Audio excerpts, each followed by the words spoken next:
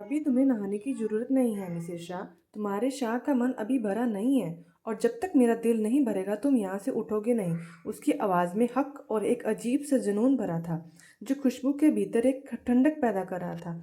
अमर शाह फिर उसकी गर्दन पर झुका और अपना जुनून जताना शुरू कर दिया। उसके आंठों होठों की गर्मी और सांसों की तेजी खुशबू को याद दिला रही थी कि वह पूरी तरह से फंस चुकी है। प्लीज़ आप कंट्रोल क्यों नहीं करते? मेरी थोड़ी तो इज्जत रहने दे। विदाई के बिना आप पूरी रात मुझसे अपना हक वसूल करते रहे। अब तो मुझे छोड़ दें। टाइम देखिए, सुबह हो रही है। अगर किसी ने दरवाज़ा खटखटा दिया तो सब घर वालों के सामने मैं क्या जवाब दूंगी? खुशबू की आंखों में से आंसू बह रहे थे। उसकी आवाज़ कांप रही थी। अम्मा ने उसकी इस बात को पूरी तरह नज़रअंदाज किया।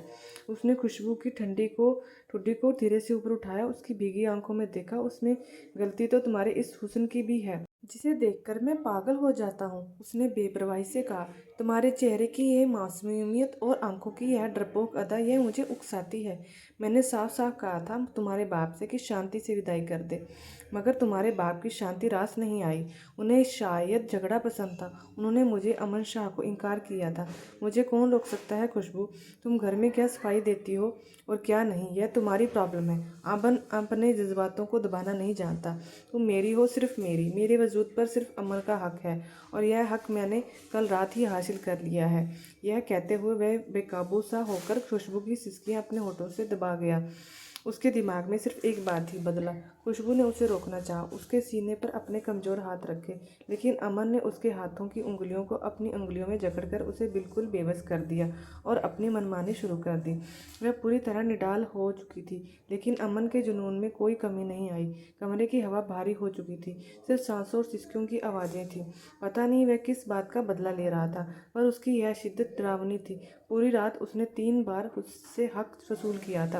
वह खुद भी सीने से तर हो चुका था, सांस फूलने लगी थी, और औरों के खुशबू के आंसू खत्म हो चुके थे। उसकी आंखें सूज चुकी थी। उसका वजूद अब दर्द के अलावा कुछ महसूस नहीं कर रहा था। अब बाहर दिन की हल्की रोशनी खिड़की के पर्दों को छानकर कमरे में झांकने लगी थी। कमरे में थोड़ा उजाला होने के बाद अमन ने उस नाजुक लड़की को छोड़ा। उसके होठों की आज़ादी मिली। वह गहरी सांस लेने लगी। अमन झटके से बेड से उठा, उस पर लिहाफ फेंकी, अपनी शर्ट के बटन बंद किए और शांत होकर खिड़की से बाहर झांकने लगा। खुशबू फूट फूट कर रोई थी। उसकी आवाज़ कमरे की दीवारों से टकराकर वापस आ रही थी। उसे पता था कि उसे शारीरिक दर्द से ज़्यादा मानसिक दर्द झेलना पड़ेगा। उसे बहुत सारे सवालों का सामना करना पड़ेगा, और उसके पास कोई सफाई नहीं थी। वह अब रमीज़ की बीवी थी, चाहे यह शादी ज़बरदस्ती हो क्यों ना हुई हो। सुबह हो चुकी थी और भागने का कोई रास्ता नहीं था। बिस्तर पर बिछी चादर को देखकर उसका जी चाहा कि ज़मीन पर फट जाए और वह उसमें समा जाए। वह चादर उसे उसकी बर्बादी की कहानी सुना रही थी कि उस पत्थर दिल इंसान ने उससे उसका सब कुछ छीन लिया था। उसे वो दिन याद आया जब अमन से वो पहली बार मिली थी, जिसके लिए अब वह सिर्फ आंसू ही बहा सकती थी। वह अपने दोस्त के मेहंदी फंक्शन में गई थी। उसकी सभी दोस्त अपनी अपनी गाड़ियों में आई थी, लेकिन खुशबू को उसकी दोस्त लेने आई थी, क्योंकि उसके पास कार नहीं थी। वो एक मिडिल क्लास फैमिली से थी। राबिया ने बहुत जोर देकर उसे बुलाया था। हॉल के बाहर बहुत सारी गाड़ियां खड़ी थी। जैसे ही खुशबू अमन की गाड़ी के पास से गुजरी, अमन गाड़ी में ही बैठा फ़ोन पर किसी से बात कर रहा था। उसने गाड़ी का आधा खुला दरवाज़ा बंद किया। तभी पास से गुजरती खुशबू का दुपट्टा उसकी गाड़ी में फंस गया। जैसे ही खुशबू आगे बढ़ी, उसका दुपट्टा खींचा। उसे लगा जैसे किसी ने उसका दुपट्टा पकड़ लिया है। उसने गुस्से से पीछे देखा तो उसके नए सूट का सजावटी दुपट्टा गाड़ी में फंस चुका था। वह गुस्से से पलटी। अमन फ़ोन पर बात करने में बिजी था। जब खुशबू ने खिड़की खटखटाई, अमन ने खिड़की की तरफ देखा। लड़की खूबसूरत थी, मगर बहुत गुस्से में लग रही थी। उसने खिड़की का शीशा नीचे किया। जी बताइए। अमन ने फ़ोन बंद नहीं किया था। क्या आपको ज़रा भी एहसास है कि यह मेरा सूट बिल्कुल नया है और मैंने इसे पूरे 20,000 में खरीदा था? अमन उस लड़के की बात समझ नहीं पाया। वह कहने लगा, तो मैं क्या करूं? खुशबू उसके लापरवाह अंदाज को देखकर भड़क गई। वह कहने लगी, अपनी इस कठारा गाड़ी का दरवाज़ा खोलिए, मेरा दुपट्टा इसके अंदर है। यह सुनकर अमन ने तुरंत दरवाज़ा खोल दिया, लेकिन खुशबू का दुपट्टा फट चुका था। वह ऐसी थी कि बस अभी रो देगी। खुशबू का चेहरा गुस्से से लाल होने लगा। उसने हैरानी से अपने दुपट्टे को देखा, जिसका खूबसूरत किनारा फट गया था। तुरंत उसकी आंखों में नमी आ गई, लेकिन उसने खुद को संभाल लिया। अमन, जो अभी तक फ़ोन पर किसी से बात कर रहा था, उसकी हालत देखकर थोड़ा सीधा होकर बैठ गया, जैसे पहली बार उसे गौर से देख रहा हो। क्या हुआ? अमन ने भौहें चढ़ाते हुए पूछा, जैसे उसे कोई खास फर्क न पड़ा हो। खुशबू ने गहरी सांस ली। उसकी आंखों में गुस्सा और नाराजगी थी। क्या हुआ? वह कठोर लहजे में बोली, मेरा दुपट्टा फट गया और आपको कोई फर्क ही नहीं पड़ता। इतने आराम से पूछ रहे हैं कि क्या हुआ? अमन ने एक नज़र उसके दुपट्टे पर डाली, जो सचमुच बुरी तरह से फट चुका था। फिर कंधे उचकाकर लापरवाही से बोला, तो दुपट्टा ही तो है, नया ले लेना। वैसे भी तुम कह रही थी कि 20,000 का था, तो तुम्हें तो खुश होना चाहिए कि तुम्हारी पसंद का एक और नया सूट आ जाएगा। खुशबू का मुंह हैरानी से खुल गया। वाह, क्या लॉजिक है! उसने खींचकर कहा, किसी का नुकसान हो जाए और आप कह रहे हैं कि कोई बात नहीं, नया ले लो। आप जैसे लोगों के लिए तो शायद ये कुछ नहीं, मगर मेरे लिए बहुत बड़ी बात है। अमन ने उसे सिर से पैर तक देखा। उसकी आंखों में छिपी कड़वाहट पर गौर किया। वह सच में किसी अमीर परिवार से संबंध नहीं रखती थी, वरना इस बात को यूं दिल पर न लेती। अच्छा अच्छा, अब इतना इमोशनल होने की ज़रूरत नहीं है। वह गाड़ी से बाहर निकला और दरवाज़ा बंद करते हुए हाथ जेब में डालकर आराम से खड़ा हो गया। चलो बताओ, इस समस्या का क्या समाधान है? उसके होंठों पर हल्की सी मुस्कान थी, जैसे वह इस नोकझोंक के मजे ले रहा हो। खुशबू ने हैरानी से उसे देखा। समाधान? आपसे मुझे कुछ नहीं चाहिए, बस आगे से ख्याल रखिएगा कि किसी का नुकसान न हो। अमन ने सिर झुकाया, जैसे कुछ सोच रहा हो। फिर बोला, वैसे एक उपाय है। अगर तुम्हें बहुत ज़्यादा अफसोस हो रहा है तो मैं तुम्हें नया दुपट्टा दिलवा देता हूँ। खुशबू ने चिढ़कर कहा, अफसोस नहीं, गुस्सा है, और मुझे नहीं चाहिए तुम आपकी दी हुई चीज़। यह तो हद है। मदद भी करो तो आप इनकार कर रही हैं। अमन ने आंखें सिकोड़ी। तुम्हें लगता है कि मैं तुम्हें मजबूर करूंगा? नहीं भाई, मैं ज़बरदस्ती नहीं करता, मगर एक सलाह दूं? नहीं चाहिए फिर भी दूंगा। अमन ने शरारती अंदाज में कहा, कभी कभार नुकसान बर्दाश्त करना सीखो। हर चीज़ पर इतनी शिद्दत से प्रतिक्रिया देनी ज़रूरी नहीं। अमन ने दांत पीसे। और आपको किसी के नुकसान पर हमदर्दी रखना सीखना चाहिए। अमन हल्का सा मुस्कुराया, अच्छा सीख लूँगा, लेकिन इस वक्त तुम्हें किसी तरह से खुश करना ज़रूरी है। एक मिनट रुको। वह गाड़ी की पिछली सीट की तरफ गया और कुछ ढूंढने लगा। खुशबू उसे हैरानी से देखने लगी। अब क्या करने जा रहे हैं? अमन ने एक ब्लैक कलर का दुपट्टा निकाला। यह मेरी बहन ने कुछ दिन पहले मेरे पास रखवा दिया था। उसने कहा था कि मुझे यह किसी ज़रूरतमंद को देना है। मुझे लगता है कि यह तुम्हारे लिए ही था, इसे ले लो। उसने दुपट्टा खुशबू की तरफ बढ़ाया। खुशबू ने हैरानी से पहले उसकी तरफ देखा, फिर उस दुपट्टे को, और फिर ना में सिर हिला दिया। मुझे आपकी हमदर्दी नहीं चाहिए, शुक्रिया।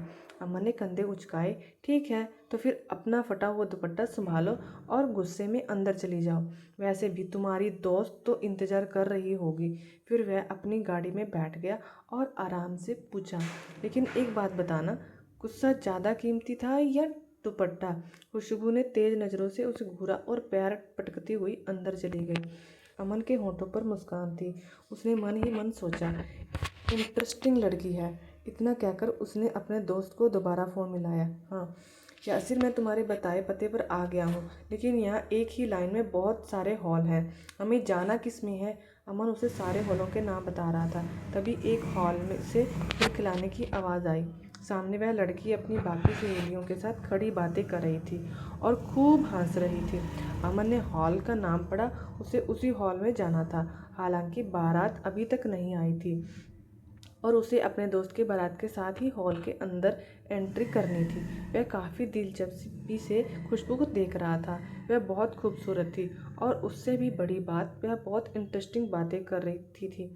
वह अभी उसे देख ही रहा था कि एक लड़की ने उसे पूछ लिया, अरे खुशबू, यह दुपट्टा कैसे फट गया? खुशबू ने मुंह बनाते हुए कहा, यार एक पागल की गाड़ी में अटक गया था। एक तो उसने मेरा दुपट्टा फाड़ दिया, ऊपर से कहने लगा कि यह कोई बड़ी बात नहीं है, नया ले लेना, कमीना कहीं का। खुशबू की बात सुनकर अमन वहीं खड़ा मुस्कुरा रहा था, लेकिन खुशबू की नज़र उस पर नहीं पड़ी थी। उसी समय दूल्हे और बाकी बारातियों की गाड़ियां हॉल के सामने आकर रुकने लगी। अमन भी जल्दी से अपने दोस्त की गाड़ी के पास चला गया। यासिर गाड़ी से उतरने ही अमन के गले मिला। फिर वह अपने साथ अमन को लिए हॉल के अंदर दाखिल हुआ। सामने ही खुशबू फूलों के हार लेकर खड़ी थी ताकि वह बारात में आए लोगों के गले में उन्हें पहना सके। लेकिन जब उसकी नज़र अमन पर पड़ी तो उसके माथे पर बल पड़ गए। यह देखते ही अमन उसके पास जाकर खड़ा हो गया और मजाक में कहा, मिस खुशबू, मैं भी बारात के साथ ही आया हूँ, क्या आप मुझे हार पहनाएंगी? देखिए, हमारी लड़ाई हम अपनी जगह है और यह रीति रिवाज अपनी जगह है। खुशबू ने गुलाब के फूलों की वह माला उसकी तरफ बढ़ाई और गुस्से में वहां से अंदर चली गई। लेकिन अब अमन की नज़रें खुशबू पर ही टिकी थी। बारात के हॉल में एंट्री करते ही अमन की आंखें अपने आप खुशबू को ढूंढने लगी, जो अपनी सहेलियों के साथ खड़ी हंस हंस कर बातें कर रही थी। उसकी खिलखिलाती हंसी की आवाज़ें सुन अमन को बहुत अच्छी लग रही थी। वह अनजाने में ही उसे और मासूमियत को देखता रहा, पर खुशबू अपनी सहेलियों के साथ ही बिजी थी। खाने के बाद दूध पिलाने की रस्म शुरू हो गई थी। अमन भी यासिर के साथ बैठ गया। जैसे ही रस्म शुरू हुई, खुशबू को पता चला कि अमन दूल्हे का सबसे पक्का दोस्त है, तो उसकी भौहें फिर चढ़ गई। चलिए, दूल्हे को दूध पिलाने की रस्म पूरी करनी है, किसी ने खुशमिजाज अंदाज में कहा। खुशबू ने अमन की तरफ देखा, जो मुस्कुराते हुए हाथ जोड़े खड़ा था। यह रस्म कहीं ज़्यादा महंगी ना हो जाए, अमन ने शरारत से कहा। इतने अमीर बनते हो, लाखों की गाड़ियों में घूमते हो, और एक दूध के गिलास के पैसे देने में दिक्कत हो रही है। खुशबू ने चुपता हुआ जवाब दिया। वह तुरंत जवाब देने लगा, आप अपनी मांग बताइए मैडम। इस पर खुशबू ने बिना देरी किए कहा, 1 लाख। यह सुनते ही अमन ने हैरानी से कहा, ओह, इतने सारे पैसे? खुशबू ने कॉन्फिडेंस से कहा, जी हाँ, आजकल यही दाम चल रहा है। यासिर ने बीच में आकर कहा कि यह रकम काफ़ी ज़्यादा है और खुशबू को थोड़ा कम करना चाहिए, जिस पर खुशबू ने हल्की सी मुस्कान के साथ कहा कि वह सिर्फ 100 रुपये की छूट दे सकती है, यानी 99,900 रुपये। यह सुनकर अमन जोर जोर से हंसने लगा और मजाक में बोला, मुझे तो लगा था कि तुम्हें सिर्फ चीज़ों की कीमत ही प्यारी होती है। मैं तो यह सोच रहा था कि कहीं तुम मुझसे इस दूध का हिसाब ना मांग लो। उसकी इस बात पर वहाँ मौजूद सभी लोग जोर जोर से हंस पड़े। खुशबू ने चिढ़कर दूध का गिलास आगे बढ़ाया और कहा, लीजिए, ताकि आपको ज़्यादा सोचने की ज़रूरत ना पड़े। इससे पहले कि वह कुछ और कहती, अमन ने तेज़ी से दूध का गिलास पकड़ लिया। अमन ने गिलास पकड़ा, लेकिन वह एक पल के लिए ठहर गया और शरारती नज़रों से खुशबू को देखने लगा। उसने पूछा, कहीं यह दूध जहर वाला तो नहीं? मुझे तो सच में लगता है कि तुम नहीं चाहती कि मैं जिंदा रहूं। अमन ने आंखें गोल गोल घुमाते हुए कहा, तुम कितनी बेकार की बातें करते हो। यह गिलास दूल्हे भाई के लिए है, अमन ने जिद करते हुए कहा। मैं पहले खुद पीकर देखूंगा, तभी अपने दोस्त को दूंगा। यह कहकर अमन ने गिलास अपने होठों से लगाया और बहुत धीरे धीरे दूध पीने लगा। जब गिलास आधा खत्म हो गया तो उसने एक अलग अंदाज में रुककर कहा, लो, अब तुम पी लो यासिर। जैसे ही यासिर ने दूध पिया, अमन झट से खुशबू से कहने लगा, अब इसका बिल 100 रुपये कम। खुशबू ने झट से कहा, जैसे उसने पहले से ही तैयारी कर रखी थी, पूरा 1 लाख। अमन ने आंखें बड़ी करके कहा, यह तो सीधा सीधा लोगों को ठगने जैसा है। हाँ, तो यह हमारी रस्म का हिस्सा है। खुशबू ने लापरवाही से कंधे उचकाए। 1 लाख रुपये यासिर ने ही दिए, जिसे सारी लड़कियां आपस में खुशी खुशी बांटने लगी। मगर तभी अमन ने अपनी जेब में हाथ डाला और कुछ नोट निकालकर खुशबू के हाथ में थमा दिए। यह ला न, तुम्हारे दुपट्टे का हिसाब खत्म। उसने आंख मारी और खुशबू का चेहरा शर्मिंदगी से और ज़्यादा लाल हो गया। खुशबू ने नाराज़गी दिखाते हुए कहा, वैसे अगर तुम इतने ही होशियार हो तो अपनी गाड़ी का दरवाज़ा बंद करना सीख लो, ताकि किसी का दुपट्टा उसमें फंसे ही ना। इस पर अमन मुस्कुराया और जवाब दिया, और अगर तुम अपना दुपट्टा संभालना सीख लो तो शायद किसी का दिल भी उसमें ना फंसे। यह सुनकर खुशबू ने उसे गुस्से से घूरा, मगर अनजाने में ही उसके होंठों पर एक मुस्कुराहट आ गई।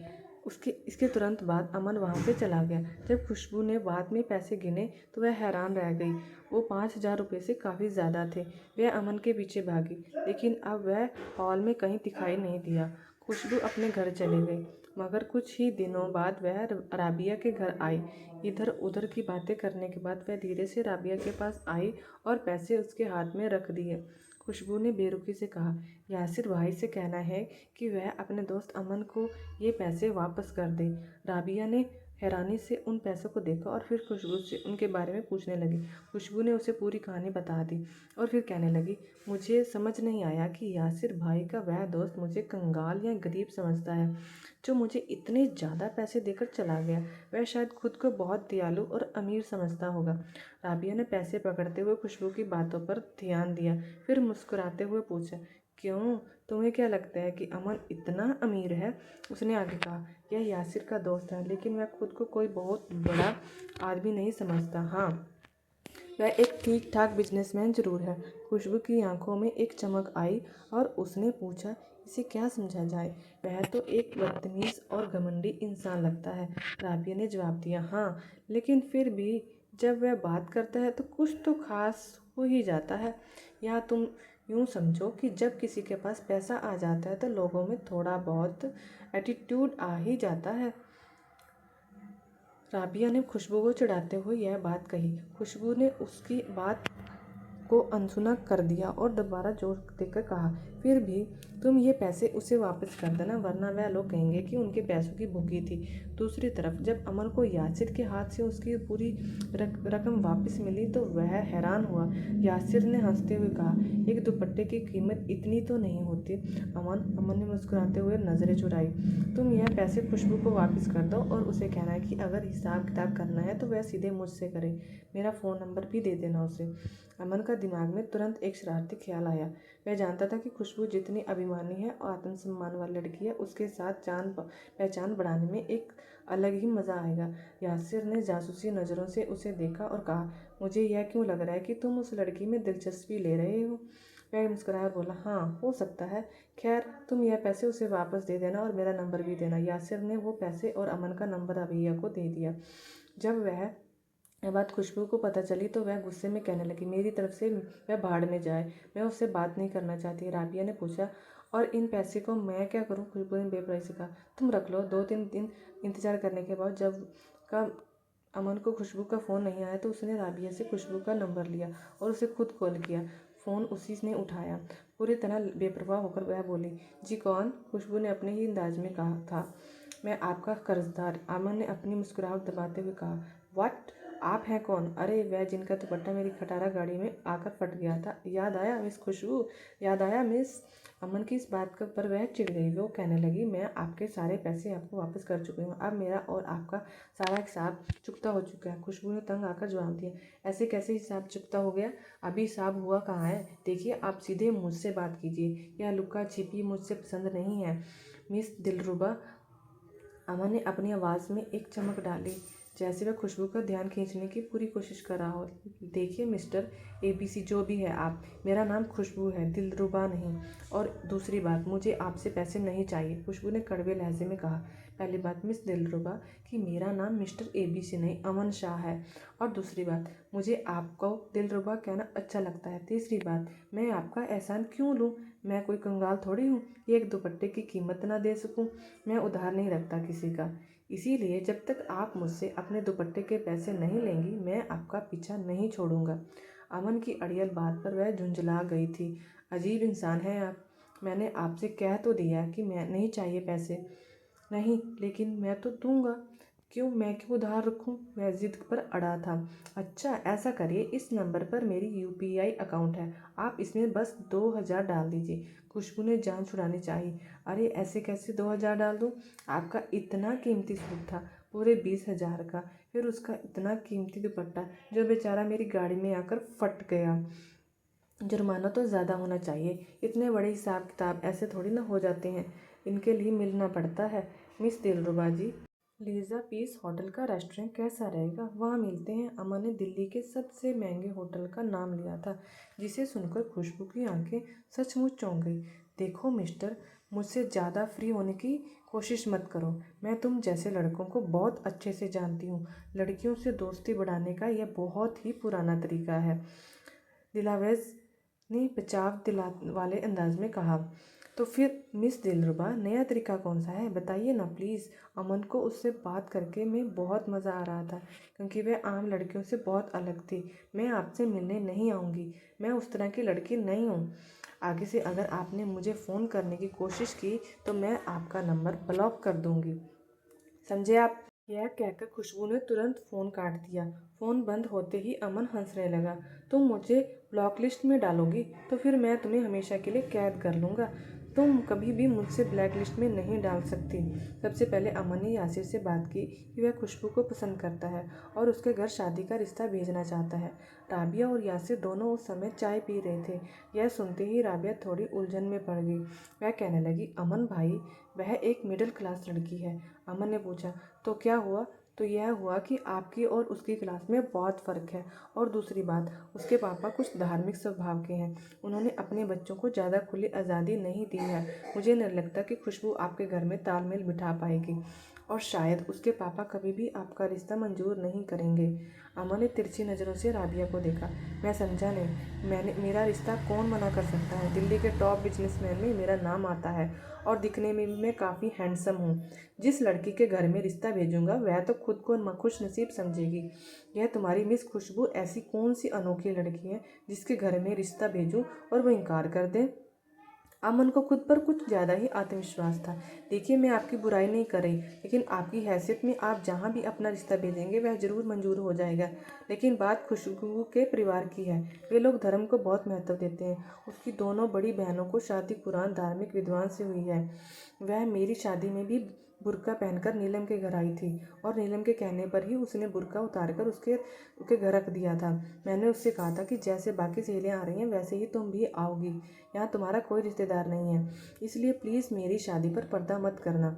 बड़ी मुश्किल से उसने मेरी बात मानी थी, इसलिए उसके पापा खुशबू के लिए भी ऐसे ही लड़के को पसंद करेंगे जो कुछ धार्मिक स्वभाव का हो।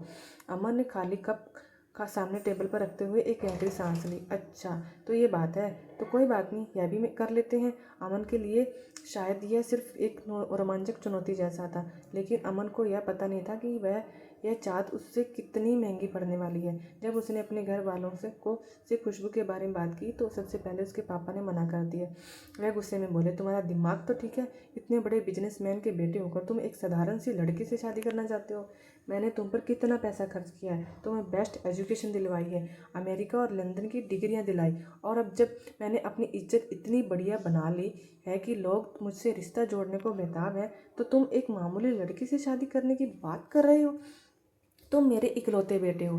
मैं बहू वही लाऊंगा जो किसी बड़े बिजनेसमैन की बेटी हो और हमारी बराबरी की हो। दूसरा एतराज़ उसकी माँ को हुआ। उन्होंने साफ कह दिया कि वह किसी भी साधारण लड़की को अपनी बहू किसी भी कीमत पर नहीं बनाएंगी जो उनके सामाजिक दायरे में एडजस्ट ना कर सके। लेकिन अमन भी अपनी ज़िद पर पक्का था। वह कहने लगा, शादी इसी लड़की से करूँगा और हर कीमत पर कहूँगा। उसके पेरेंट्स ने अंतिम फैसला सुनाया, मैं और तुम्हारी माँ कभी भी रिश्ता लेकर नहीं जाएंगे। यह कहकर दोनों उठकर अपने कमरे में चले गए। अमन ने जब यह बात यासिर को बताई तो वह कहने लगा, मैं तो पहले ही जानता था कि तुम्हारे पापा कभी नहीं मानेंगे, इसीलिए उस लड़की को भूल जाओ। अमन ने उसकी बात को झुठलाते हुए कहा, मैंने तुमसे सलाह इसलिए नहीं मांगी कि तुम मुझे उसे भूल जाने की सलाह दो। देखो, खुशबू के घर वालों को एक नया लड़का पसंद है तो ठीक है, मैं किराए के मम्मी पापा ले लेता हूँ, एक छोटा सा घर ले लेता हूँ, और फिर यह रिश्ते की बात तुम करवाओगे। यासिर तो यह सुनकर हैरान रह गया। वह बोला, अमन, तुम्हारा दिमाग तो ठीक है ना? मैं यह काम कभी नहीं करूँगा। दोस्त होने का कोई ना कोई फ़ायदा तो होना चाहिए। देखो, तुम मना नहीं करोगे। मुझे वह लड़की बहुत पसंद है और मैं उसे खोना नहीं चाहता। यासिर ने पूछा, झूठ बोलकर उसे कैसे हासिल कर सकते हो? झूठ कभी तो सामने आएगा। जब सच सामने आएगा तब क्या करोगे? अमन ने लापरवाही से कहा, तब का तब देखा जाएगा। फिलहाल तुम मेरी मदद करो। यासिर ने ना चाहते हुए भी हाँ कर दी, लेकिन राबिया और ज़्यादा परेशान हो गई थी। अमन ने एक साधारण इलाके में एक घर खरीदा और फिर पैसे देकर अपने किराए के पेरेंट्स भी खरीद लिए। अब उसने यासिर से कहा कि वह खुशबू के घर जाकर उसके पापा के सामने उसकी बात करे। राबिया और यासिर खुशबू के घर मिलने के लिए गए थे। खुशबू ने चाय नाश्ते का अच्छा खासा इंतजाम किया था। खुशबू के पापा यासिर को ड्राइंग रूम में अलग बिठाकर बातें करने लगे, जबकि राबिया खुशबू के कमरे में थी और काफ़ी घबराई हुई लग रही थी। खुशबू की वही पुरानी बातें थी, कभी सहेलियों के किस्से तो कभी अपने परिवार की कहानियाँ। मौका देखकर यासिर ने खुशबू के पापा से बात शुरू की कि उसका एक दोस्त है अमन, वह अच्छा और शरीफ है, उसके घर वाले भी धार्मिक है और खुशबू उसके साथ बहुत खुश रहेगी। यह कहते हुए यासिर के माथे पर पसीना आ रहा था, क्योंकि वह पूरी तरह झूठ बोल रहा था। खुशबू के पापा ने पहले तो कुछ देर सोचा, फिर हाँ कर दी। यासिर ने जब यह खबर अमन को बताई तो वह बहुत खुश हुआ। जिस दिन खुशबू के लिए रिश्ता भेजना था। अमन ने अपने किराए के पेरेंट्स को साफ सुथरे कपड़े पहनाकर खुशबू के घर भेजा था। नकली बाप ने हाथ में तस्बीह भी पकड़ा रखी थी और नकली माँ बुर्का पहनकर गई थी। उन्होंने अमन की बहुत तारीफ की। अगले दिन खुशबू के पेरेंट्स अमन को देखने के लिए गए। वह साधारण से लिबास में था, सिर पर टोपी थी और हल्की सी दाढ़ी रखी हुई थी। पहली नज़र में वह ऐसा लग रहा था जैसे वह सचमुच शरीफ और धार्मिक किस्म का लड़का है। दोनों का रिश्ता तय हो चुका था। उस दिन अमन की खुशी का ठिकाना नहीं था। यह तो उसने सोचा ही नहीं कि जब सच्चाई सामने आएगी तो क्या होगा। वह इस बात से इतना खुश था कि बस जल्द से जल्द खुशबू को पा लेगा। लेकिन जब उसके किराए के पेरेंट्स ने शादी की बात की तो खुशबू के पापा ने कहा कि वह अभी 1 साल तक शादी नहीं करेंगे, बल्कि 1 साल तक उस रिश्ते को परखेंगे। यह सुनकर अमन की किराए की माँ ने कहा, ऐसा कीजिए, आप दोनों की शादी कर दे, क्योंकि मैं बीमार रहती हूँ। अगर आपको विदाई अपनी मर्जी से करनी है तो मैं कम से कम अपने बेटे की शादी तो अपनी आंखों के सामने देख सकती हूँ। यह कहते ही उन्होंने आंसू बहाए। फिर नकली पापा ने भी कहा, मेरी बीवी को कैंसर की बीमारी है, उसकी यही ख्वाहिश है कि बेटे की शादी जल्द से जल्दी देख लें। खुशबू के पापा भी कुछ इमोशनल हो गए थे, इसलिए उन्होंने शादी के लिए हाँ कर दी। अगले हफ्ते ही उनकी शादी हो गई थी और वह इतना खुश था जैसे उसने पूरी दुनिया जीत ली हो। लेकिन यासिर बहुत परेशान था। उसे यही डर था कि सच्चाई सामने आने पर ना जाने कौन सी आफत आ जाएगी। खुशबू ने अभी तक अमन को नहीं देखा था और उसका नाम भी नहीं जानती थी। उसे शुरू से यही पता था कि शादी वही होगी जहाँ उसके पापा जाएंगे, इसीलिए शादी हो चुकी थी। अमन का दिल अब बेचैन होने लगा था। उसका मन करता था कि खुशबू से फ़ोन पर लंबी लंबी बातें करे और उससे मोहब्बत का इजहार करे। उसे रात भर नींद नहीं आती थी और दिल को चैन नहीं था। उसने उसी नंबर से दोबारा खुशबू को फ़ोन किया जिससे उसने पहले बात की थी। उसका दिल ज़ोर ज़ोर से धड़क रहा था। खुशबू शायद वह नंबर भूल चुकी थी। उसने उसी लापरवाही से फ़ोन उठाया। जी कौन कौन बोल रहा है? जब उसने 2-3 बार हेलो कहने पर भी सामने से कोई आवाज़ नहीं सुनी तो उसने थोड़ा चिढ़कर कहा, मैं बोल रहा हूँ, मैं आपका सब कुछ हूँ। खुशबू कुछ घबरा गई थी। मैं समझी नहीं, कौन है आप?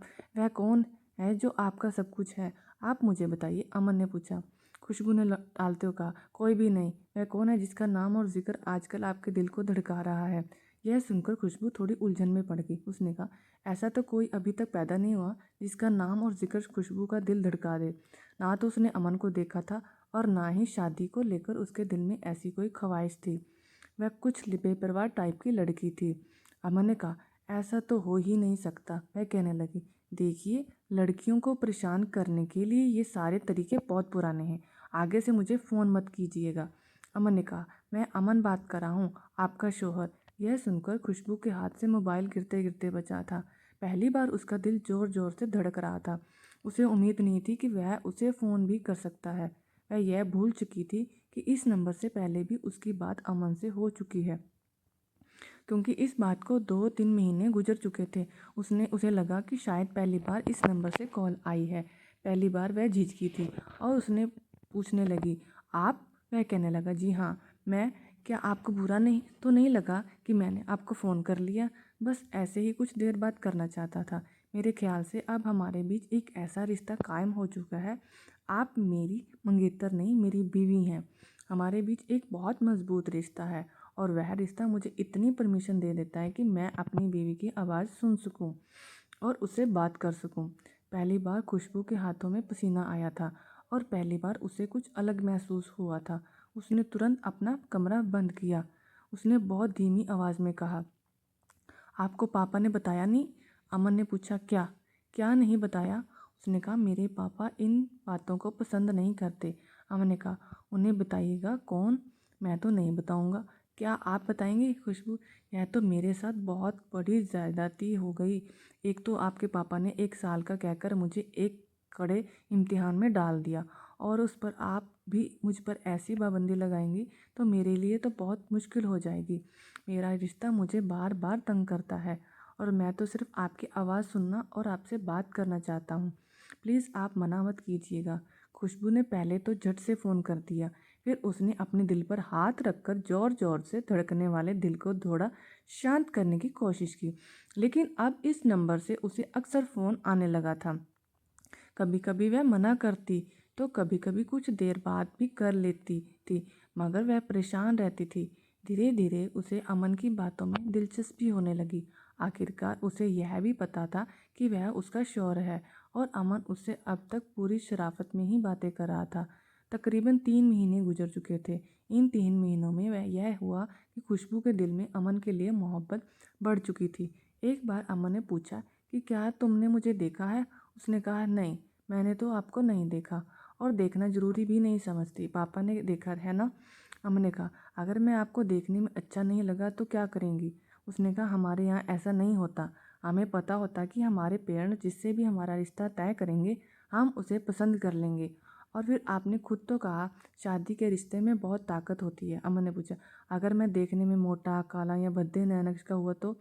इस पर खुशबू हंसने लगी। वह कहने लगी, अगर मेरे पापा को मेरे लिए ऐसा ही लड़का अच्छा लगा तो यकीनन आप में कोई ना कोई खास बात थी ही होगी।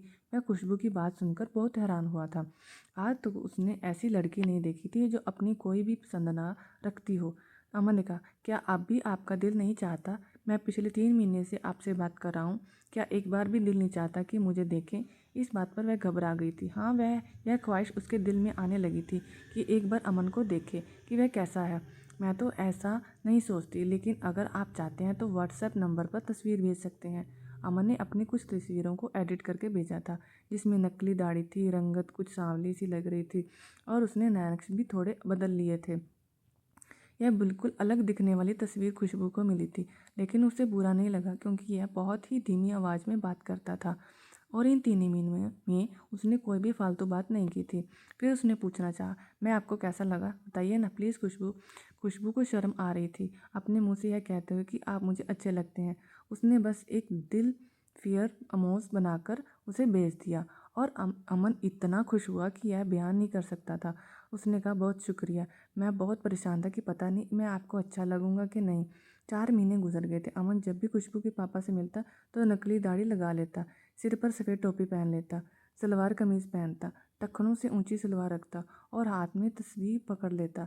हाँ, यह ज़रूर हुआ था कि अब वह नमाज़ पढ़ लेता था, लेकिन पाबंदी से नहीं पढ़ता था, मगर बाकी सब कुछ झूठ पर आधारित था। उसने एक बार भी यह नहीं सोचा कि जब सच सामने आएगा तो खुशबू पर क्या गुजरेगी या उसके पिताजी उसके साथ क्या सलूक करेंगे। उसे लग रहा था कि शादी हो गई है तो अब कोई प्रॉब्लम नहीं होगी।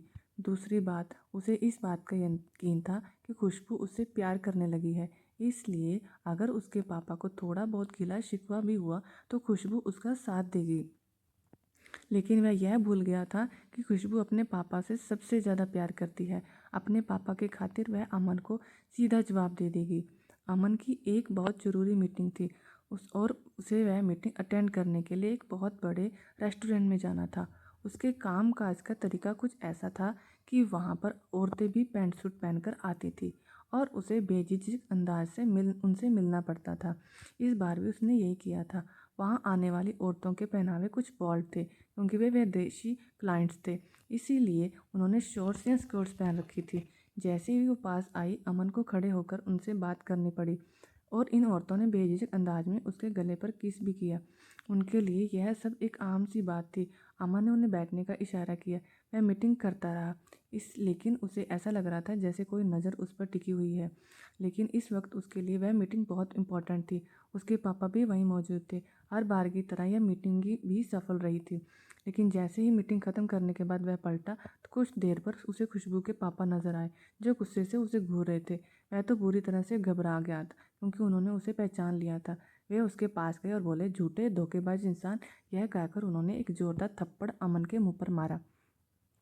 अमन के पापा को यह देखकर बहुत गुस्सा आया क्योंकि सबके सामने उनके बेटे की इज्जत मिट्टी में मिल गई थी।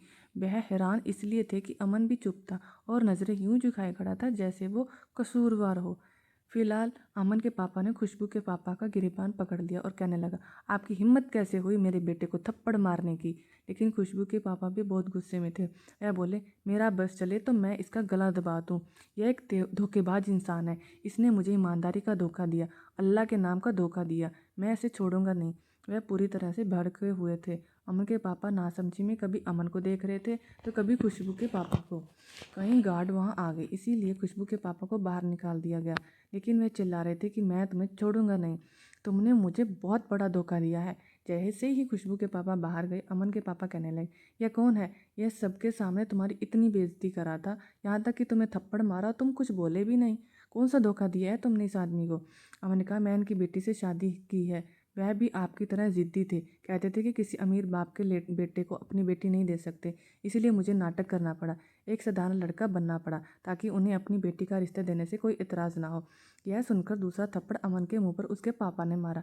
वह कहने लगे, तुम्हारी हिम्मत कैसे हुई एक गरीब मिडिल क्लास लड़की से शादी करने की? मैंने तुम्हें मना किया था ना। अमन ने कहा, शादी मुझे उसी से करनी थी मुझे जो मुझे पसंद है, और वह मैं कर चुका हूँ। ना तो आप मुझे रोक सकते हैं और ना उसका बाप। अब आपका जो दिल चाहता है आप कर सकते हैं, उनका जो दिल चाहता है वह कर सकते हैं, लेकिन कुछ ही दिनों में मैं अपनी बीवी को विदा करवा के लाऊंगा। वह भी बहुत गुस्से में था। वह उस रेस्टोरेंट से बाहर निकलकर अपनी गाड़ी में बैठा और सीधा घर आ गया। दूसरी ओर खुशबू के पापा बहुत गुस्से में घर में दाखिल हुए और आते ही अमन को बुरा भला कहने लगे। पहली बार उन्होंने इतने गुस्से में गालियां दी थी। अमन को बुरा भला कहते हुए सुनकर खुशबू के कान खड़े हुए। वह भी कमरे से बाहर आ गई। उसकी माँ परेशानी में पूछने लगी, आपको हुआ क्या है? उन्होंने कहा, वह कमीना बेशरम इंसान, उसने धोखे से मेरी बेटी के साथ निकाह किया है। वह कोई नेक शरीफ इंसान नहीं है, बल्कि बहुत ही बड़े बिजनेसमैन का बेटा है। ईमानदारी तो उनके पास से छू कर भी नहीं गई। वह लड़कियों के गले मिल रहा था, उनके साथ बेहयाई कर रहा था। कमीना इंसान, आज यह आदमी मेरे हाथों से मर जाता अगर वे गार्ड बीच में ना आ जाते तो। मैं कभी भी अपनी बेटी को उस कमीने के साथ विदा नहीं करूँगा। खुशबू ने अपने पापा को कभी इतने गुस्से में नहीं देखा था, और वह सोच भी नहीं सकती थी कि अमन उसे इतना बड़ा धोखा दे सकता है। आखिर कौन था यह लड़का जो अच्छाई का ढोंग कर उससे निकाह कर चुका था, रोज़ उससे फ़ोन पर बातें करता था और यही दिखाता था जैसे वह नेक इंसान है, लेकिन वह कोई और था, कोई किसी बिजनेसमैन का बेटा। मैं तो ऐसे किसी लड़के को नहीं जानती। उसके जहन से अमन से हुई पहली मुलाकात बिल्कुल मिट चुकी थी जब उसने पापा के मुंह से यह सुना कि वह किसी भी कीमत पर खुशबू को उस लड़के से आज़ाद करवाएंगे, उसे तलाक दिलवाएंगे और कभी भी उसकी विदाई उस अमन से नहीं करवाएंगे। तो उसका दिल धड़कना भूल गया था। अब तो वह उससे प्यार करने लगी थी। जबकि सारी सच्चाई सामने आ चुकी है, पता नहीं क्यों, लेकिन पहली बार खुशबू की आंखों से आंसू बहने लगे थे। अमन की एक बात उसकी कानों में गूंजने लगी कि मैं तुमसे बहुत प्यार करता हूँ, तुम मुझे बहुत अच्छी लगती हो। इतना बड़ा धोखा वह उसे क्यों दे रहा था और क्यों दिया था? वह अपने कमरे में आकर बैठ गई थी। तभी उसके फ़ोन पर अमन का नंबर जगमगाने लगा। उसने दरवाज़ा बंद किया, फ़ोन उठाया। अमन ने कहा, खुशबू अभी यहीं तक, उसने कहा था। जब खुशबू ने कुंदे स्वर में कहा, अच्छा नहीं किया आपने मेरे साथ, अच्छा नहीं किया आपने, धोखा दिया है मुझे। अमन ने झट से कहा, मैं वही हूँ जिसकी गाड़ी में पहली बार तुम्हारा दुपट्टा अटक कर फट गया था। मैं बिजनेसमैन का बेटा हूँ ना, मेरा इतना बड़ा कसूर नहीं है। मैं तुमसे बहुत प्यार करता हूँ, प्लीज़ मेरा साथ दो। उसका चेहरा अब खुशबू की आंखों के सामने आ गया था। कितने बड़े झूठे इंसान हो तुमने मुझे पाने के लिए झूठ का सहारा लिया।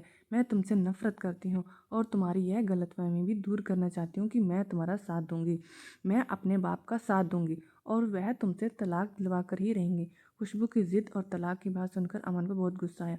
उसकी आंखों में आंसू भर आए। उसने कहा, अच्छा तुम्हें क्या लगता है तुम्हें पाने के लिए मैं इन्हें इतने झूठ बोले, इतने नाटक किए? इसलिए नहीं कि मैं तुम्हें छोड़ दूंगा। तुम मेरी बीवी हो और मरते दम तक मेरी बीवी ही रहोगे। मैं तुम्हें किसी भी सूरत में तलाक नहीं दूंगा। खुशबू ने दृढ़ता से कहा, मैं अपने पापा का साथ दूंगी, मुझसे कोई भी अच्छी उम्मीद मत रखिएगा। वह बार बार खुशबू को पुकारता रह गया, लेकिन खुशबू ने फ़ोन बंद करके मोबाइल को बंद कर दिया, लेकिन उसका नंबर ब्लॉक लिस्ट में डाल दिया था। अमन के होश उस वक्त उड़े जब उसके घर पर तलाक का नोटिस आया था। एक तरफ वह नोटिस देखकर परेशान था, तो दूसरी तरफ अपने पेरेंट्स की रोज़ की बहस सुनकर, जो कह रहे थे कि वह किसी भी सूरत में उस लड़के को अपनी बहू नहीं बनाएंगे। वह वकील के पास गया और कहा कि मैं अपनी बीवी को तलाक नहीं देना चाहता। क्या इस सूरत में भी अदालत तलाक दिलवा सकती है? वकील ने कहा, जी हाँ, अगर वह यह कह दे कि मैं आपके साथ रहना नहीं चाहती तो ऐसा मुमकिन है। वह उससे पूछने लगा, खोला, किस सूरत में नहीं हो सकती? वकील ने कहा, ऐसा मुमकिन है, अगर बीवी उम्मीद से हो जाए तो यह बात बच्चे के जन्म तक रुक सकती है। वह भी मैं बहुत कोशिश करूँगा, और मेरे ख्याल से जब कोई औरत माँ बनती है तो तलाक बहुत सोच समझ कर ही लेती है, क्योंकि सबसे पहले वह अपने बच्चे के बारे में सोचती है, उसके भविष्य के बारे में सोचती है। पहली पेशी 1 हफ्ते के बाद थी। अमन को जो भी कुछ करना था उसे 1 हफ्ते के अंदर अंदर करना था। पहले उसने शालीनता से बात करने की कोशिश की। वह खुशबू के घर आया, लेकिन उसके पापा धक्के मारकर उसे निकाल दिया। वह बार बार कहता रहा कि मैं आपकी बेटी को बहुत खुश रखूँगा। मेरा तरीका गलत था, लेकिन मेरी नीयत गलत नहीं है। मैं उसे बहुत चाहता हूँ। मैं उसे पूरी तरह इज्जत दूंगा। आप जैसा चाहती हैं मैं वैसा बन जाऊंगा। लेकिन खुशबू के पापा को जैसे उससे बैर हो गया था। वह कहने लगे, चले जाओ यहाँ से। मैं अपनी बेटी को कुएं में फेंक दूंगा, उसका गला दबाकर जान से मार डालूंगा, लेकिन तुम्हारे साथ विदा कभी नहीं करूंगा। अमन के पास एक ही तरीका बचा था। वह रात के अंधेरे में उनके घर में दाखिल हुआ। जब सब सो रहे थे, धीरे से वह ढूंढता हुआ खुशबू के कमरे में पहुंच गया, जहां वह बेखबर सी सो रही थी। उसने धीरे से दरवाज़ा बंद किया और फिर अपनी शर्ट उतारकर गुस्से से एक तरफ फेंक दी। वह खुशबू के करीब जाकर लेट गया। वह बेखबर सो रही थी। तलाक से बचने का बस एकमात्र तरीका था कि वह उसके साथ रात गुजारे। उसने यह सब करने में 1 मिनट भी नहीं लगाया और खुशबू को अपने साथ पूरी तरह से बांध लिया। वह पूरी तरह से हड़बड़ाकर उठी थी और डर गई कि कौन है? तुम्हारा शोहर, अमन शाह। यह सुनकर वह डर के मारे पीछे हटने लगी, लेकिन नाकाम रही। नहीं मिसेज, आज तो मिलन की रात है। तुम्हें तलाक चाहिए? ऐसा कैसे? जानेमन, मेरे दिल में धड़कने के बाद तुम्हें आज़ादी तो कभी नहीं मिल सकती। मैंने बड़ी शराफत से तुम्हारे बाप से कहा था कि मेरी बीवी मेरे हवाले कर दे, मगर वह नहीं माने। इसलिए सुहागरात तो मुझे मजबूरन ससुराल में ही मनानी पड़ेगी। इससे पहले कि खुशबू कोई एतराज़ करती, अमन ने उसे मौका नहीं दिया। वह उस पर पूरी तरह हावी हो चुका था। इससे पहले कि वह चीखती चिल्लाती, अमन ने उसके होंठों को कैद कर लिया था। ऐसा लग रहा था कि उसने इतने समय से अपने जज्बातों पर बांध रखा था, जिसे अब आज़ादी मिली हो। खुशबू के बहते आंसुओं पर भी उसे प्यार आ रहा था। वह उन्हें भी अपने होठों से साफ कर रहा था। उसे हर कीमत पर आज की रात खुशबू के वजह से वजूद में अपनी निशानी छोड़नी थी, ताकि तलाक में देरी हो सके। इसीलिए सुबह होते ही उसने खुशबू की जान बख्शी और बाहर चला गया। और वह रोई जा रही थी। नहाकर कपड़े बदलकर उसने चादर अलमारी में छुपा दी थी और दूसरी चादर बिछा दी। वह समझ नहीं पा रही थी कि क्या करे और क्या ना करे। अपने पापा से कुछ कहती तो बवाल खड़ा हो जाता, इसीलिए वह चुप ही रही। लेकिन उस दिन उसे तेज बुखार हो गया था। 2 दिन बाद पेशी थी, लेकिन वह तेज बुखार की वजह से नहीं जा पाई और अगली पेशी अब 1 महीने बाद थी। 10 दिन बाद जाकर खुशबू का बुखार उतरा था। उसकी आंखों के नीचे काले घेरे पड़ गए थे और उसकी रंगत बिल्कुल पीली पड़ गई थी। उसके साथ क्या हो गया था वह किसी से कुछ नहीं कह पा रही थी। उसे इस वक्त अमन के नाम से भी नफरत हो रही थी। उसने उसके साथ अच्छा नहीं किया। पहले धोखे से शादी की और फिर रात के अंधेरे में चुप चुप कर ज़बरदस्ती रिश्ता कायम कर लिया, सिर्फ उसके बाप को हराने के लिए। लेकिन खुशबू ने भी मन बना लिया था कि अगली पेशी पर जाएगी और कहेगी कि वह उस आदमी के साथ नहीं रहना चाहती। लेकिन अभी 25 से 26 दिन ही गुजरे थे कि उसका जी मचलने लगा। कुछ भी खाती तो उल्टी हो जाती। अपनी माँ को बताने के बजाय उसने राबिया से बात की और उसे यह भी कहा कि वह क्यों उस अमन का रिश्ता लेकर आई। राबिया ने कहा कि वह तुमसे प्यार करता था, कहता था बाद में सब कुछ ठीक हो जाएगा। फिलहाल इस वक्त राबिया के अलावा वह किसी से बात नहीं कर सकती थी। उसकी हालत सुनकर राबिया को कुछ चिंता हुई थी। उसने कहा, प्लीज़ तुम मेरे घर आ जाओ, मैं बहाने से तुम्हें डॉक्टर के पास ले जाना चाहती हूँ। मेरे घर में किसी को कुछ नहीं पता कि उस कमीने इंसान ने मेरे साथ क्या किया है। राबिया उसके घर आ गई और वह बाजार जाने के बहाने उसके साथ अस्पताल गई। राबिया और खुशबू की बातें यासिर ने सुन ली थी, इसीलिए गुस्से से उसने अमन को फ़ोन किया कि तुम्हें शर्म नहीं आई एक लड़की के साथ यह सब करते हुए। अमन ने शांत लहजे में कहा, वह लड़की मेरी बीवी है और अपनी बीवी के साथ मैं कुछ भी कर सकता हूँ। मैंने बड़ी शराफत से उसके बाप को समझाया था कि वह विदाई कर दे, मगर उसका बाप नहीं माना। अगर वह ज़िद्दी है तो मैं उससे भी ज़्यादा ज़िद्दी हूँ। मर जाऊँगा लेकिन उससे तलाक नहीं दूंगा। यासिर ने गुस्से में सब कुछ बताया था। वह कहने लगा, तुम्हें पता भी है वह किस हालत में है? तुम्हारी हरकत की वजह से उसे उल्टियाँ आ रही हैं और वह अपने घर में किसी को कुछ बता भी नहीं रह सकती। राबिया उसे डॉक्टर के पास लेकर गई है। तुम जानते हो कि अगर ऐसी वैसी कोई बात होगी तो कितने लोग उंगलियां उठाएंगे उस पर। अमन ने कहा, उसको उल्टी हो रही है। यह सुनकर अमन ने चैन की सांस ली। फिर वह मुस्कुराने लगा, इसका मतलब मैं बाप बनने वाला हूँ। बहुत बढ़िया, शुक्र है अल्लाह का। बस यही फिक्र थी मुझे। वह किस अस्पताल में गई है? यासिर ने कहा, तुम पागल हो गए क्या? तुम्हें एक लड़की की इज्जत की बिल्कुल भी परवाह नहीं है। अमन ने कहा, मेरे पास अपनी बीवी को अपने पास लाने का और कोई रास्ता नहीं था। मेरे ससुर ने कोई और रास्ता छोड़ा ही नहीं था। तुम बताओ कि वह किस अस्पताल में गई है। यासिर ने कहा, मैं नहीं बताऊंगा, मत बताओ। मुझे पता है वह राबिया भाभी के साथ ही है ना। यासिर तो उसे फ़ोन करके पूछता रहा था कि लेकिन जब तक अमन अस्पताल में पहुंचा तब तक राबिया ने उसे घर छोड़ दिया था। फिर वही हुआ जिस बात का डर था।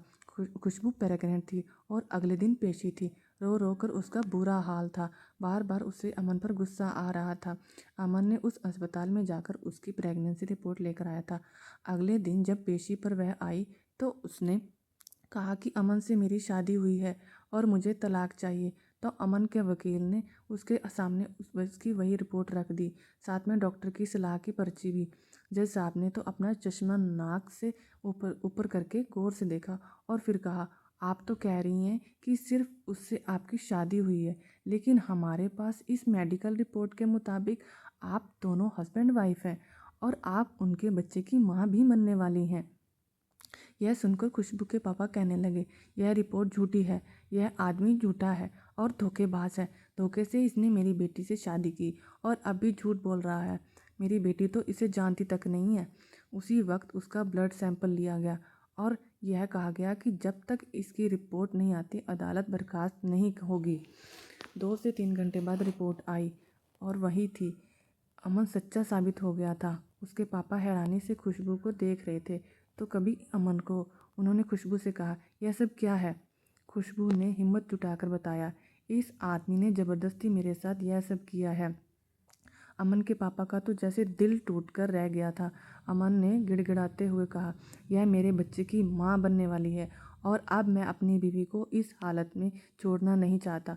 खुदा के लिए मुझे एक मौका दीजिए, मैं आपकी बेटी को बहुत खुश रखूँगा, वरना जैसे ही मेरा बच्चा पैदा होगा तो मैं इससे अपना बच्चा ले लूँगा। यह सुनकर खुशबू ने नफ़रत भरी नज़रों से उसे देखा। उसके पापा कहने लगे, पहले यह भरी अदालत में मुझसे माफ़ी मांगेगा, फिर मैं अपनी बेटी का हाथ इसके हाथ में दूंगा। लेकिन खुशबू ने साफ इनकार करते हुए कहा, लेकिन मुझे इस आदमी के पास नहीं जाना। खुशबू ने कहा, मैं इसका बच्चा इसे वापस नहीं करूंगी। लेकिन उसके पापा जानते थे कि उनकी बेटी की बात का कोई नहीं सुनेगा। अमन ने एक बहुत बड़ी चाल चली थी। खुशबू के पापा ने भरी अदालत के सामने घुटनों के बल बैठकर हाथ जोड़कर अमन से माफ़ी मांगी थी और फिर खुशबू का हाथ पकड़ उससे बाहर लेकर गए थे। वह अपना हाथ छुड़वा रही थी, मुझे नहीं रहना आपके साथ, मेरा हाथ छोड़ो, वह बार बार उससे कह रही थी। लेकिन अमन खामोशी से उसका हाथ पकड़ उसे अपनी गाड़ी तक लेकर आया था। उसने उस गाड़ी में बिठाया, दरवाज़ा बंद किया और फिर ड्राइविंग सीट पर बैठकर गाड़ी चलाने लगा। बहरे हैं आप? आपको सुनाई नहीं देता कि मुझे आपके साथ नहीं रहना? आप इंसान हैं, जानवर हैं। इंसान नहीं, जानवर हैं और मैं आपसे नफरत करती हूँ। यह कहते हुए वह अपनी आंसू साफ कर रही थी। अमन ने उसे कोई जवाब नहीं दिया। जैसे ही गाड़ी बंगले के अंदर दाखिल हुई और वह खुशबू का हाथ पकड़कर उसे घर के अंदर ले आया तो उसके मम्मी पापा गुस्से में बैठे थे। उन्होंने कहा, यह लड़की इस घर की बहू नहीं बनेगी। अमन ने दृढ़ता से कहा, अगर यहाँ नहीं रहेगी तो मैं भी नहीं चला जाऊँगा, क्योंकि यह मेरे बच्चे की माँ बनने वाली है और मैं अपने बच्चे को दर दर की ठोकरें नहीं खिलवा सकता। अगर आपको अपनी बहू को नहीं अपनाना तो फिर समझ लीजिएगा कि बहू के साथ बेटा भी चला जाएगा और मुझे फ़र्क नहीं पड़ेगा। पापा, मैं जिस कंपनी में चाहूँगा मैं काम कर सकता हूँ, पैसा भी कमा सकता हूँ, लेकिन आपकी कंपनी डूब जाएगी। फैसला मैं आपके हाथ में छोड़ रहा हूँ। यह कहकर वह खुशबू को अपने कमरे में ले गया, दरवाज़ा बंद किया और उसका हाथ पकड़कर उसे बेड पर बिठाया। उसने कहा, अब बताओ क्या प्रॉब्लम है तुम्हारी? ऐसा क्या हल किया है मैंने जो शोहर अपनी बीवी से नहीं करता? तुमसे मोहब्बत की है, तुम्हें पाने के लिए बस थोड़ा सा झूठ बोला था, थोड़ा सा धोखा दिया था, लेकिन मेरी मोहब्बत तो सच्ची थी। और यह भी झूठ है कि तुम मुझसे नफरत करती हो। 4 महीने हमने बातें की हैं, इन 4 महीनों में मोहब्बत का इजहार तो तुमने भी किया है। यह सब कुछ बहुत अच्छे तरीके से भी हो सकता था अगर तुम्हारे पापा जिद ना करते तो। मेरे पास कोई दूसरा रास्ता नहीं था खुशबू, और तुम्हारे बाप तुम्हें तलाक देना चाहते थे और मैं मर जाता इस बात पर खुशबू का हाथ अपने आप उसके होंठों पर जाकर लगा था। उसकी आंखों में अजीब सी तड़प थी, लेकिन उसने अपने आप को कंट्रोल किया और अपना हाथ उसके होंठों से पीछे कर लिया। अमन ने कहा, अब भी यही कहोगे कि तुम्हें मुझसे मोहब्बत नहीं है? मोहब्बत तुम करती हो, मैं भी तुमसे करता हूँ। तुम्हें पूरी इज्जत दूंगा जिसकी तुम हकदार हो। अपने दिल से सारी नफरतें और गिले शिकवे दूर कर लो।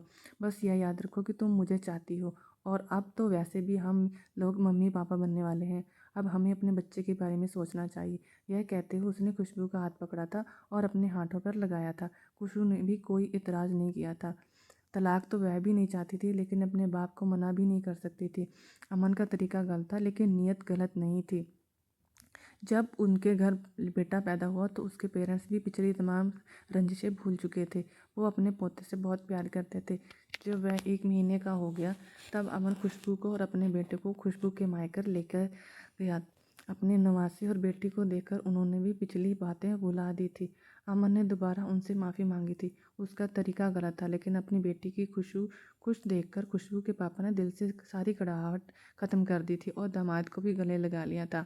अमन ने अपने आप को बदल लिया था। खुशबू की मोहब्बत ने उसे बिल्कुल बदल दिया था।